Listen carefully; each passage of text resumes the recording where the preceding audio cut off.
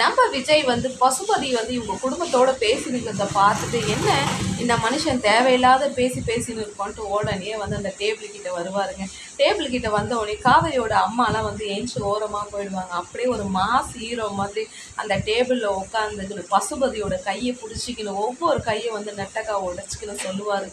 என்னவோ தேவையில்லாத ஆணியெல்லாம் இப்போ நீங்கள் இங்கே குடிங்கின்னு இருந்தீங்க, என்ன சொல்லுங்கள் இப்போ என்கிட்ட சொல்லுங்கள். நம்ம இல்லை மாப்பிள்ளை சும்மா தான் பேசினிருந்தேன், இந்த கதை அந்த கதை தேவையில்லாத கதைலாம் இங்கே பேசக்கூடாது, எதுக்கு வந்தீங்களோ அந்த வேலையை மட்டும் பார்த்துன்னு போனால் அது உங்களுக்கும் நல்லது உன் பொண்ணுக்கும் நல்லது, புரியுதா? காவேரி ஏன் தெரியுமா என் பொண்டாட்டி, என் குடும்பத்தை சேர்ந்தவங்களை நீங்கள் எங்கேயாவது எந்த இடத்துலையாவது நீ ஒரு இடத்துலையாவது நீ அசிங்கம் பண்ணன வாழ்க்கை ஃபுல்லாக உன்னை எல்லா இடத்துலையும் நான் அசிங்கம் பண்ணிவிடுவேன். விஜய் வந்து எச்சரிக்கை இடுறாருங்க. ஒரு வீட்டுக்கு ஒரு மாப்பிள்ளை வரணும், இந்த மாதிரி ஒரு மாப்பிள்ளை வரணுங்க. விஜய் மாசுங்க. விஜய் நான் கொக்கு இல்லை. விஜய்க்கு லைக் பண்ணுங்கள், கமெண்ட் பண்ணுங்கள் ஃப்ரெண்ட்ஸ்.